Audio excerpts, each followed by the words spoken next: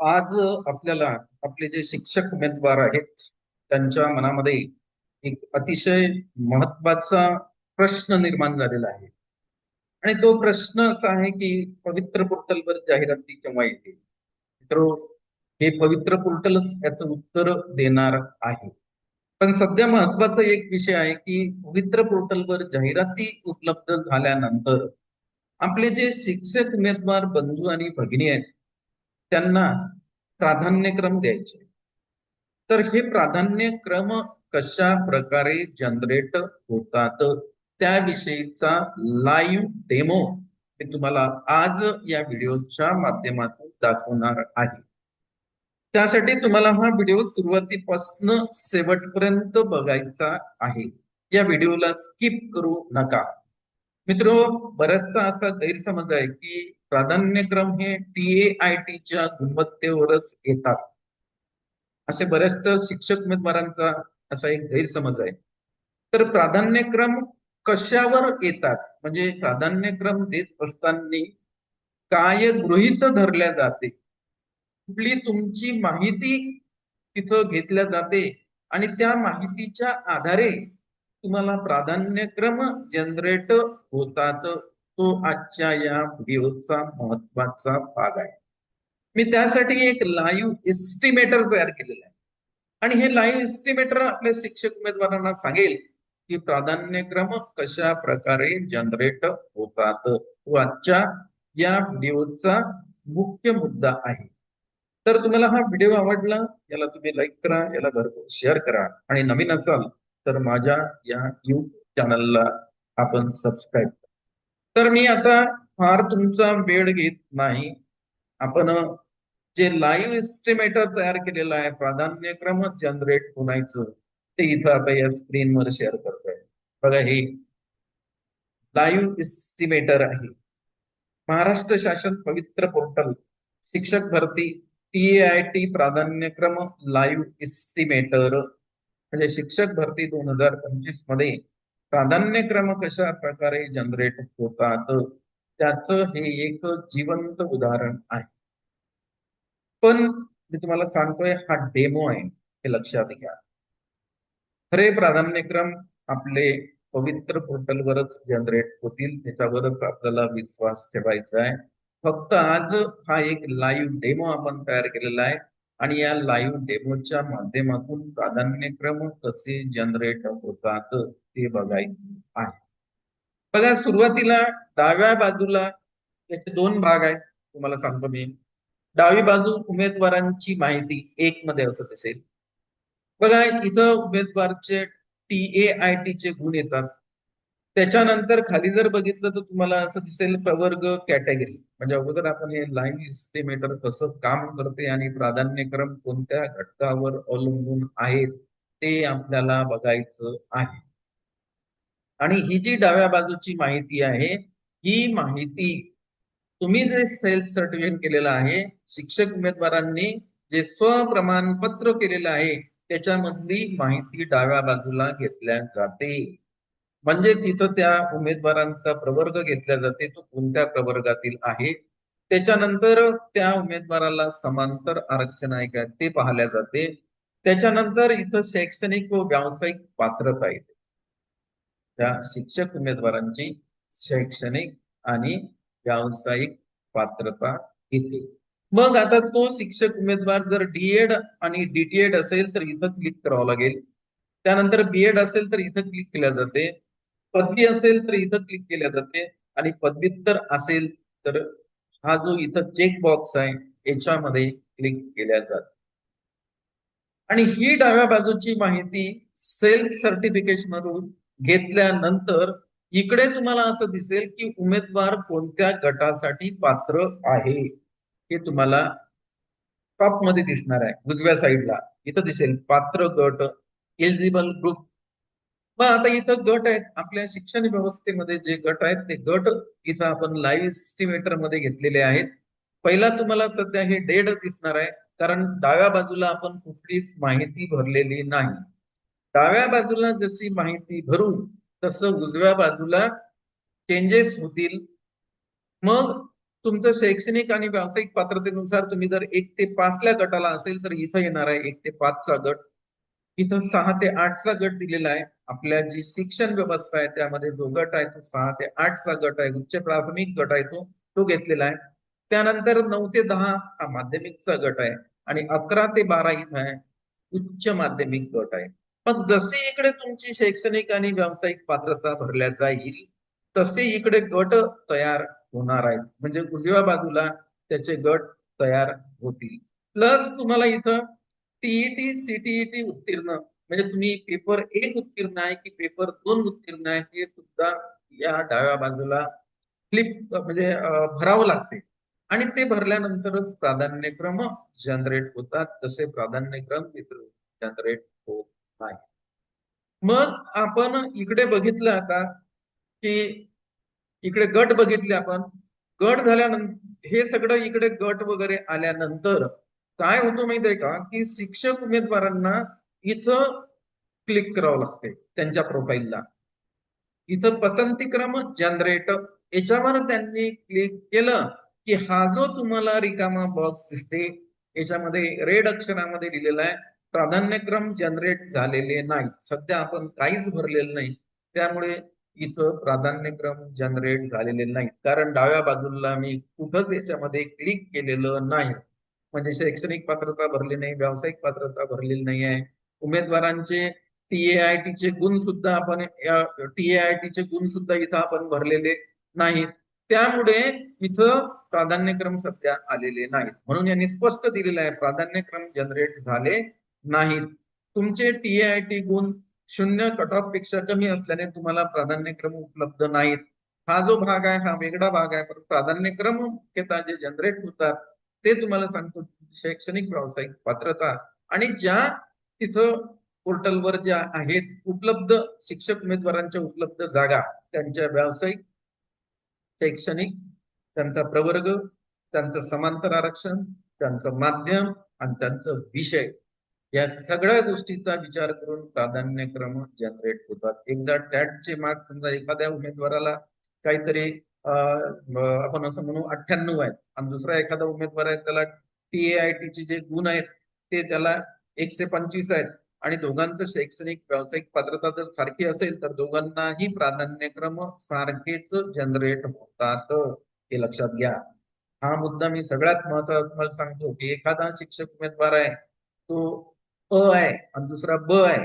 तर अ ला 98 गुण आहेत TAIT मध्ये, ब ला 125 गुण आहेत आणि दोघांची शैक्षणिक व्यावसायिक पात्रता त्यांचा प्रवर्ग त्यांचं समांतर आरक्षण त्यांचं माध्यम हे जर सारखं असेल तर दोघांनाही प्राधान्यक्रम सारखेच जनरेट होतात. म्हणजेच प्राधान्यक्रम जनरेट जेव्हा होतील तेव्हा TAIT चे गुण त्याच्यावर फारसा परिणाम करत नाही. प्राधान्यक्रम कशाच्या भरोशावर जनरेट होतात? तुमची शैक्षणिक व्यावसायिक पात्रता तुम्ही म्हणजे CTET कोणता पेपर तुमचा पास आहे 1 आहे की 2 आहे ह्या ज्या गोष्टी आहेत तुमचा प्रवर्ग आणि जाहिरातीमध्ये ज्या काही जागा उपलब्ध आहेत त्या या सर्वांचा ताळमेळ बसून प्राधान्यक्रम शिक्षक उमेदवारांना येतात. हे सगळ्यात महत्वाचं. आणि एकदा प्राधान्यक्रम जनरेट झाल्यानंतर इथं काय काय येते या बॉक्स मध्ये ते इथं मी दिलेलं आहे.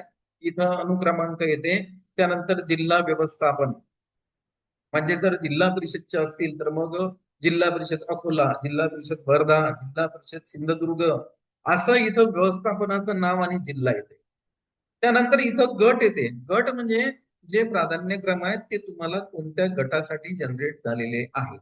1 ते 5 गटासाठी झाले, 6 ते 8 गटासाठी झाले, 9 ते 10 गटासाठी झाले, की 11 ते 12 गटासाठी झाले. ते इथं गट येणार आहे. त्यानंतर इथं माध्यम येते की तुमचे शैक्षणिक व्यावसायिक पात्रता तुमचं माध्यम कोणतं आहे त्याला अनुसरून इथं माध्यम दिल्या जाते की हे मराठी माध्यमाचे आहेत, उर्दू माध्यमाचे आहेत, हे इंग्रजी माध्यमाचे आहेत ते इथं माध्यम नमूद केल्या जाते. त्यानंतर इथं येते पुढे प्रकार. हा प्रकार सगळ्यात महत्वाचा आणि या प्रकारासाठीच आपले शिक्षक उमेदवार बरेचदा असे प्रश्न विचारतात. प्रकार आपल्या शिक्षक भरतीमध्ये 2 प्रकार आहेत.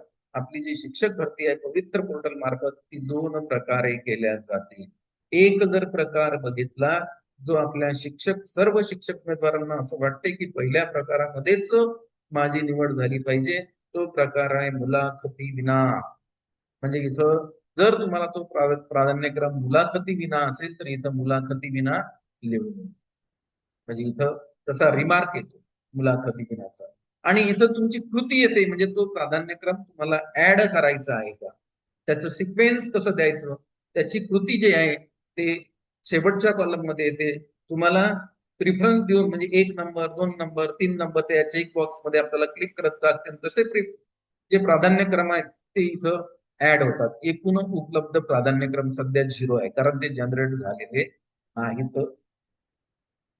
मग दुसरा प्रकार कोणता आहे, तर मुलाखतीसह अनुदान प्राप्त शैक्षणिक संस्था, त्यांचे प्राधान्यक्रम सुद्धा तुम्हाला जनरेट, प्राधान्यक्रम जनरेट होण्याचे 2 प्रकार आहेत.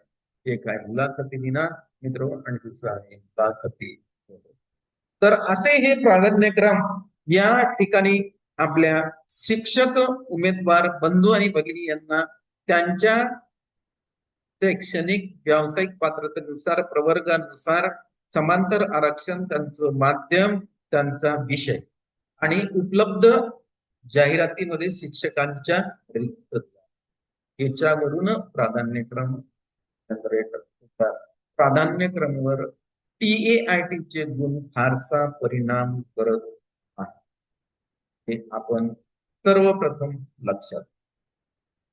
मग तुम्हाला TAIT चे गुण कुठं परिणाम करतात, तर TAIT चे गुण निवड यादीसाठी पकडल्या जातात, निवड यादीसाठी ग्राह्य धरल्या जातात.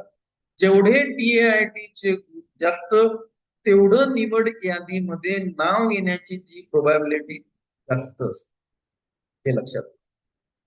म्हणजे सिलेक्शन चान्स जास्त असतो. आणि जेवढे TAIT चे गुण कमी, तेवढं निवड यादीमध्ये नाव येण्याची जी प्रोबॅबिलिटी आहे ती कमी असते. हा या पवित्र पोर्टल मार्फत जी भरती केल्या जाते त्या भरतीचा मुख्य गाभा आहे, हे आपण लक्षात घ्या.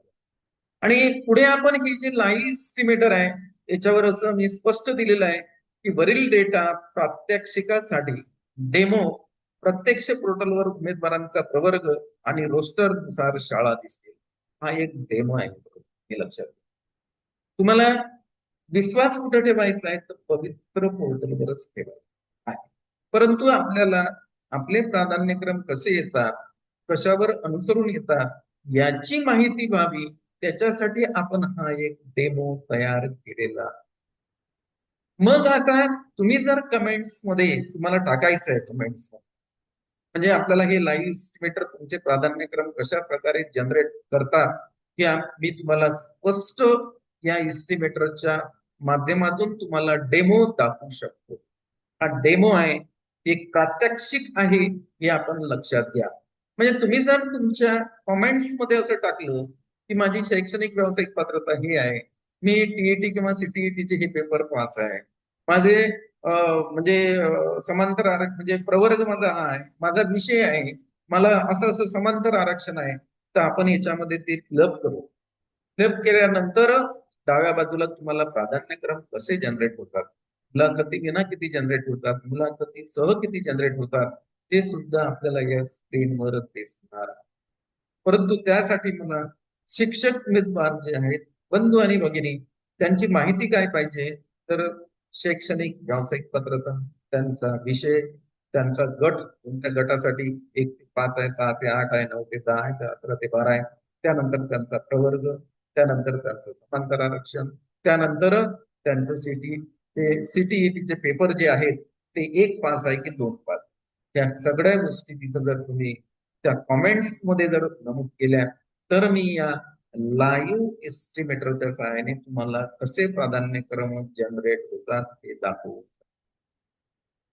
आता पोर्टलचे नियम काय खाली आपण घेतलेले आहेत, हे सुद्धा नियम आपल्या शिक्षक उमेदवारांच्या दृष्टिकोनातून महत्वाचे आहेत. बघा, इथं पोर्टलचे नियम आहेत. जास्त गुण बरोबर जास्त पसंती क्रम. तर हा जो भाग आहे हा कुठं लागते, जास्त गुण बरोबर जास्त निवडीची शक्यता पाहिजे, पसंती क्रमाशी त्याचा काही असा फारसा संबंध नाही. त्याच्यानंतर आपल्याला मुलाखतीशिवाय कमाल मर्यादा 100, म्हणजे तुम्हाला प्राधान्यक्रम मुलाखतीशिवाय जास्त पण येऊ शकतात, 100 पेक्षा जास्त येते, पण तुम्हाला जास्तीत जास्त पसंतीक्रम मुलाखतीशिवायला 100 प्राधान्यक्रमालाच देता येते, त्यापेक्षा जास्त देता येत नाही. तुम्हाला 150 जरी उपलब्ध झाले तरी त्यातले तुम्हाला निवडायचे किती आहेत? मुलाखतीशिवाय फक्त 100. हे सुद्धा इथं महत्वाचं. आणि मुलाखतीसह तुम्हाला 50 प्राधान्यक्रम म्हणजे तुम्ही निवडू शकता. मला जास्त सुद्धा येऊ शकतात मुलाखतीसहचे प्राधान्यक्रम, पण तुम्ही जास्तीत जास्त 50लाच तुम्ही तिथं प्रेफरन्स देऊ शकता. ही मर्यादा आपल्याला घातलेली आहे. ही मागच्या वेळेसच्या भरतीमध्ये नव्हती, पण आता या भरतीमध्ये ही मर्यादा आलेली आहे.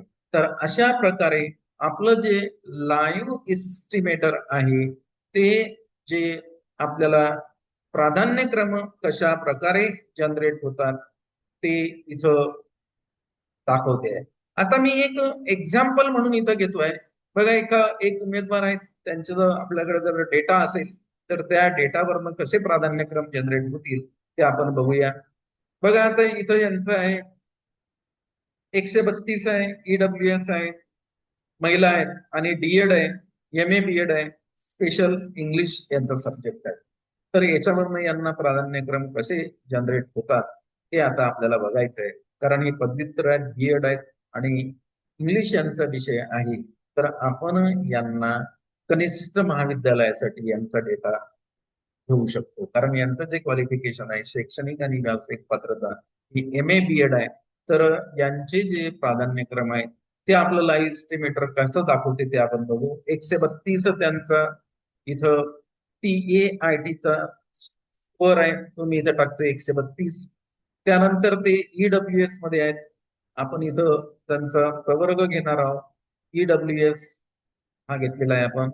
त्याच्यानंतर ते कशामध्ये येतात तर सर्वसाधारण मध्ये आहेत ते, आपण इथं सर्वसाधारण घेऊ आपण.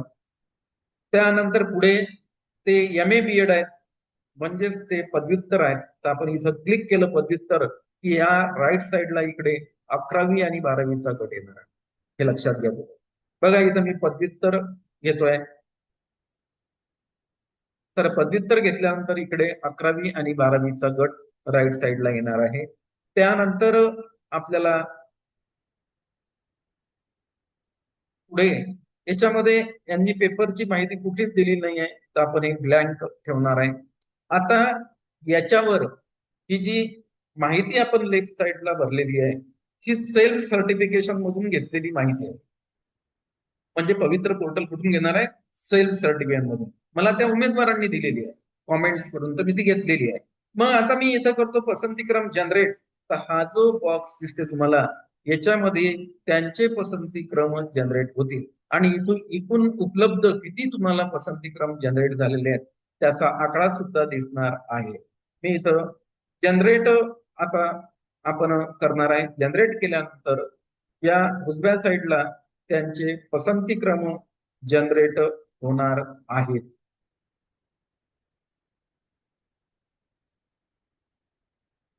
त्यांचा पुन्हा एकदा याच्यामध्ये हा ईडब्ल्यूएस मध्ये आहेत आणि समांतर आरक्षण आहे त्यांना. तर आपण इथे समांतर आरक्षण घेऊ.